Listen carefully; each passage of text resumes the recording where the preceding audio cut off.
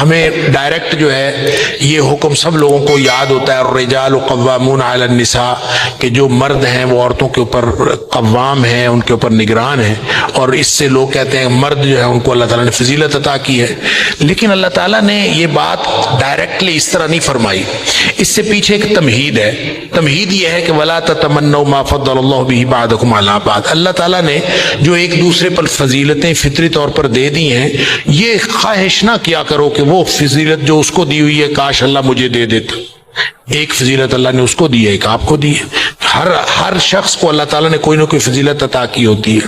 کسی کو اللہ تعالیٰ نے زبان و بیان عطا کیا ہے تو کسی دوسرے کو عقل اچھی دی ہوئی ہے. کسی کو اللہ نے کوئی خوبی دی ہے، کسی کو کوئی خوبی دی ہے. تو یہ کہنا کہ مجھے وہ خوبی مل جائے، نہیں. جو خوبی اللہ تعالیٰ نے دی ہے وہ آپ کا امتحان ہے، جو اس کو دی ہے وہ اس کا امتحان. سادہ سی بات. لہذا عورتوں کو اصل میں پیدا ہوا گلا اور شکوہ پیدا ہوا، خاص طور پر ام سلمہ رضی اللہ تعالیٰ عنہا نے، ان سے روایت ہے کہ عورتوں نے نبی اکرم صلی اللہ علیہ وسلم سے بات کی. مسند احمد کی روایت ہے کہ عورتوں کو جہاد کا موقع نہیں ملتا، مردوں کو جہاد کا موقع ملتا. اتنا بڑا عمل ہے اور وہ عورتوں کو موقع ہی نہیں ملتا، تو یہ تو مرد ساری برتری اور فوقیت لے گئے. اللہ تعالیٰ نے اس کے جواب میں یہ آیت نازل فرمائی وَلَا تَتَمَنَّوْا مَا فَضَّلَ اللَّهُ بِهِ بَعْضَكُمْ عَلَىٰ بَعْضٍ. اللہ تعالیٰ نے فطری طور پر اگر کسی کو فضیلت اور فوقیت دے دی ہے تو اس کے لیے تمنا نہ کرو کہ یہ مجھے کیوں نہیں ملی. اللہ تعالیٰ نے مردوں کو اگر جہاد کے لیے بھیجا ہے تو جو کام عورتوں کے ذمے لگائے ہیں وہ بھی تو مردوں کے ذمے نہیں لگائے نا. بعض کاموں میں مردوں کو فضیلت ہے، بعض میں عورتوں کو فضیلت ہے. اللہ اکبر.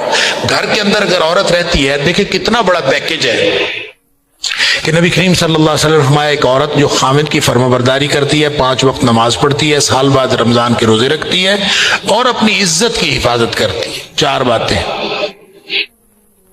نماز، سال بعد روزے، عزت کی حفاظت اور خامد کی فرمانبرداری. فرمایا واجبت لہ الجنہ، اس کے لیے جنت واجب ہو گئی. یہ اتنا بڑا پیکج مرد کے لیے تو کوئی نہیں. مرد تو سارے اپنے کام کرتے پھرتے ہیں ساری زندگی، لیکن کوئی پیکج ایسا نہیں. اب مرد بیٹھ کے سوچنا شروع کر دیں جناب کہ ہمارے لیے یہ پیکج کیوں نہیں ہے. تو وَلَا تَتَمَنَّوْا مَا فَضَّلَ اللَّهُ بَعْضَكُمْ عَلَىٰ بَعْضٍ مَا فَضَّلَ اللَّهُ بِهِ بَعْضَكُمْ عَلَىٰ بَعْضٍ. اللہ تعالیٰ نے بعض فضیلتیں بعض کو دی ہیں. ہاں اب ذرا اس کانٹیکسٹ میں آپ پڑھیں اس کو، الرجال قوامون علی النساء. جو مرد ہیں وہ عورتوں کے اوپر قوام ہیں، نگران ہیں. اب وہ فضیلت نہیں ہے، یہ دراصل ایک ذمہ داری ہے. ایک دائرہ کار مردوں کا ہے، ایک دائرہ کار عورتوں کا ہے. اور مرد جو ہیں وہ قوام ہے، وہ نگران ہے. چونکہ وہ نگران ہے فرمایا اس لیے دی بما فضل اللہ بعضهم علی بعض وبما انفقوا، اس لیے کہ اللہ تعالیٰ نے جو بعض خصائص میں فضیلت دی ہے، مرد کو اللہ تعالیٰ نے جس طرح کے خصوصیات دی ہیں عورت کو اس طرح کی خصوصیات نہیں دی، تو مرد کو نگران بنا دیا ہے. عورت نگران ہو تو معاملات اور طرح کے ہوں گے، مرد نگران ہو تو معاملات اور طرح کے ہوں گے. اور دوسرا یہ ہے کہ مرد کما کے بھی لاتا ہے، اس لیے بھی قوام اور نگران.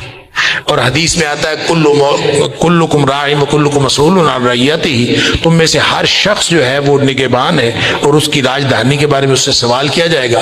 اس میں فرمایا والرجل راع فی بیتہ، جو مرد ہے وہ اپنے گھر کا اوورال نگران ہے. اور عورت کے بارے میں فرمایا والمرأۃ راعیۃ فی بیت زوجہا، جو عورت ہے وہ اپنے مرد کے، اپنے شوہر کے گھر کی ملکہ ہے، یعنی گھر کے اندر اس کا دائرہ کار. اب یہ ایک اس کا دائرہ کار ہے، اس کا دائرہ کار ہے. تو دائرہ کار الگ الگ ہونے کا مطلب یہ ہرگز نہیں ہے کہ ان کو وہ فضیلتیں حاصل نہیں ہو سکتی. اپنے اپنے دائرہ کار میں نیکی کر کے للرجال نصیب مما اکتسبوا وللنساء نصیب مما اکتسبن، اپنے اپنے دائرہ کار میں محنت کر کے وہ بھی فضیلت حاصل کر سکتی ہے اور اپنے اپنے دائرہ کار میں محنت کر کے وہ بھی فضیلت حاصل کر سکتا ہے. لہٰذا اللہ تعالیٰ نے کھلا میدان رکھا ہے، کوئی اس کے اندر ایسی بات نہیں ہے کہ کسی ایک کو فضیلت ہے اور دوسرے کو نہیں. کہا یہ جاتا ہے کہ یہ قرآن کا خلاصہ ہے، یعنی 7 آیات پر مشتمل 7 آیات پر مشتمل سورت، لیکن پورے قرآن کا خلاصہ. کیسے کہ اس کو اگر غور کریں تو شروع میں اللہ کی تعریف ہے، پھر ایک دعا ہے. تو بنیادی طور پر یہ دعا ہے، اور دعا ہے ہدایت کی. قرآن جو کہ کتاب ہدایت ہے، لہٰذا وہ ہدایت جو قرآن کریم دیتا ہے اور جس مقصد کے لیے قرآن نازل ہوا ہے وہ حاصل ہوتی ہے سورہ فاتحہ کے ذریعے سے. لہٰذا یہ اللہ نے انسانوں کو سکھائی کہ ایسے کہا کرو. یعنی صرف دعا نہیں ہے یہ، بلکہ یہ طریقہ دعا بھی ہے کہ دعا کرنی ہے تو ہمیشہ اس طرح سے کرنی. کیسے کرنی ہے کہ سب سے پہلے دعا کا ادب سکھایا کہ جس سے دعا مانگنی ہے اس کے عظمت کا اظہار کرو. الحمدللہ رب العالمین الرحمن الرحیم مالک یوم الدین، یہ خود سکھا رہا ہے. اور پھر حدیث میں آتا ہے کہ اللہ فرماتا ہے اثنا علی عبدی، میرے بندے نے میری ثنا کی. مالک یوم الدین، بندے نے میری بزرگی بیان کی. مجدنی عبدی. اچھا یہ اندازہ کیجئے سکھایا کس نے ہے یہ فقرہ؟ یہ صورت سکھائی کس نے ہے؟ اس نے خود سکھائی. توفیق کس نے دی ہے؟ اس نے خود دی ہے. زبان کے اندر بولنے کی رکھی ہے، ساری صلاحیتیں اس کی عطا کی ہوئی ہیں، اور جو جملہ عطا ہوا ہے، جو فقرہ عطا ہوا ہے، جو کہنے کے لیے گفتگو عطا ہوئی ہے، وہ بھی اس نے عطا کی. لیکن مہربان اتنا ہے کہ پھر بھی کہتا ہے میرے بندے نے میری تعریف کی. اللہ کے بندے نے تو کچھ بھی نہیں کیا، سارا کچھ تو اس نے خود کیا ہے، عطا تو اس نے خود کیا ہے. لیکن یہ اس کی مہربانی، اس کی رحمت ہے کہ وہ پھر بھی فعل کی نسبت بندے کی طرف کرتا ہے کہ بندے نے میری تعریف کی. اللہ کے الحمدللہ رب العالمین یہ کہنا اس نے خود سکھایا. لہذا یہ ادب ہے دعا کا کہ پہلے مالک کی تعریف کی جائے اور پھر استحقاق بیان کیا جائے کہ میں دعا کس بنیاد پر کر رہا ہوں. ایاک نعبد و ایاک نستعین، یہ جو آیت نمبر 5 ہے یہ استحقاق دعا ہے، دعا کا استحقاق ہے کہ اللہ یہ میرا استحقاق. اگر میں کسی اور سے مانگتا ہوں تو میرا کوئی اور بھی ہو تو پھر تو مجھے دھتکار بھی دے تو میں کہیں اور چلا جاؤں. میرا جب ہے ہی کوئی نہیں، ایاک نعبد، صرف تیری بندگی کرتے ہیں، و ایاک نستعین، اور صرف تجھ سے مانگتے ہیں، یہ میرا استحقاق. یہ بھی سکھایا ہے اس نے. اور پھر انسان دعا مانگتا ہے اہدنا الصراط المستقیم. یہ ہے اصل دعا، یعنی پوری تمہید مادی ہے اس دعا کے لیے، اور وہ ہے اہدنا الصراط المستقیم کہ اللہ ہمیں سیدھے رستے کی ہدایت نصیب فرما. اور یہ راستہ دکھانا بھی ہدایت ہوتا ہے، لیکن منزل مقصود پر پہنچانا، لے چلنا، اہدنا الصراط المستقیم، ذہن میں یہ معنی ہونا چاہیے کہ اللہ ہمیں تو سیدھے رستے پر لے چل، منزل مقصود پر پہنچا دے.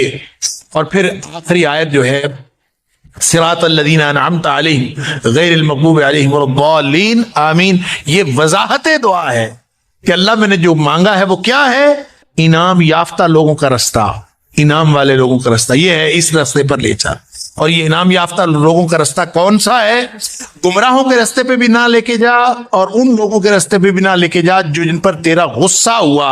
اور یہ اللہ تعالیٰ نے قرآن میں خود اس بات کی وضاحت فرمائی کہ مغضوب علیہم جو ہے، یہ سورہ بقرہ کی میں ہی اللہ تعالیٰ نے آیت نمبر 90 میں بتایا مغضوب علیہم سے مراد یہودی ہے، اور ضالین جو گمراہ ہیں ان سے مراد عیسائی ہیں. گویا نہ گمراہوں کے رستے پر لے کے جا، نہ ان کے رستے پر لے کے جا جو ان پر تیرا غصہ ہوا. اور ویسے بھی عمومی طور پر اس سے مراد عیسائی اور یہودی نہ بھی ہو تو اللہ اس رستے پر لے کے جا جو گمراہی سے بھی بچا ہوا ہو اور تیری ناراضگی سے بھی بچا ہوا. یہ ہے وہ دعا جس کے نتیجے میں اور جس کے جواب میں پورا قرآن نازل ہوا ہے. اللہ اکبر. لہذا آپ یہ کہہ لیجئے یہ جو خلاصہ ہے پورے قرآن کا، تو پورے قرآن کا خلاصہ اصل میں ہدایت ہے. ملتی کیسے ہے؟ ملتی ہے ایاک نعبد و ایاک نستعین کی بنیاد پر اللہ کی تعریف بیان کر کے اس کے سامنے عاجزی اور بے بسی کا اظہار کرنے سے ملتی. سبحان اللہ.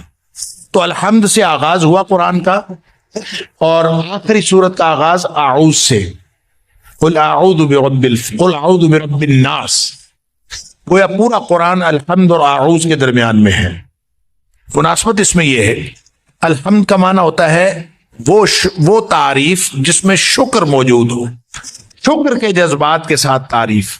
تو الحمدللہ کا معنی یہ ہے کہ چونکہ نعمت عطا کرنے والی وہ ذات ہے، لہٰذا دنیا کائنات میں اگر کوئی شکرانے والی تعریف ہو سکتی ہے تو وہ صرف اس کی ہے. نعمت عطا کرنے والا جو ہے اس لیے ساری زندگی دراصل انسان شکر کرتا رہے اللہ کے انعامات کا تو یہ شکر ادا نہیں ہوتا. یہ ہے پوری زندگی کا مقصد. انا ہدیناہ السبیل اما شاکرا و اما کفورا. اللہ تعالیٰ نے سورہ دہر میں فرمایا کہ ہم نے 2 راستے بتا دیے ہیں، چاہے کوئی شکر کرنے والا بن جائے چاہے کوئی کفر کرنے والا. گویا پوری زندگی کا مقصد شکر کرنا ہے، شکر والی زندگی. اللہ تعالیٰ مجھے اور آپ کو شکر والی زندگی عطا فرمائے. سورہ فاتحہ انسان کو شکر والی زندگی گزارنے کا طریقہ سکھاتی ہے. اور قل اعوذ برب الناس جہاں قرآن مکمل ہو، یہ پوری قرآن کی دعوت کا خلاصہ. اور جہاں قل اعوذ برب الناس ہے وہ اس حقیقت کی طرف نشاندہی کرتا ہے کہ انسان جو شکر کی زندگی گزارنا چاہتا ہے اس میں سب سے بڑی رکاوٹ شیطان ابلیس ہے. اور ابلیس سے حفاظت بھی انسان کو اللہ ہی عطا کر سکتا ہے. قل اعوذ برب الناس، اسی کی تعریف جیسے ایاک نعبد و ایاک نستعین، اللہ تیری بندگی کرتے ہیں اور تجھ سے مدد مانگتے ہیں، اور بعین ہی اللہ تعریف بھی تیری، اور اس رکاوٹ جو ابلیس اس میں ڈالتا ہے اس سے حفاظت بھی تیری حفاظت میں آئیں گے تو بچیں گے. یہ ہے پوری انسان کی زندگی کا خلاصہ. گویا سیانہ بننے کی ضرورت نہیں ہے اور اپنی صلاحیتوں پر اعتماد کرنے کی ضرورت نہیں ہے. اللہ کی دی ہوئی صلاحیتوں کو استعمال کرتے ہوئے اللہ کے سامنے بے بسی اور عاجزی کے اظہار کی ضرورت ہے. کہ انسان عاجزی اور بے بسی کا اظہار کرے. یہ ہے پورا قرآن آپ کو جو منہج زندگی بتا رہا ہے، جو اسلوب زندگی بتا رہا ہے، وہ یہ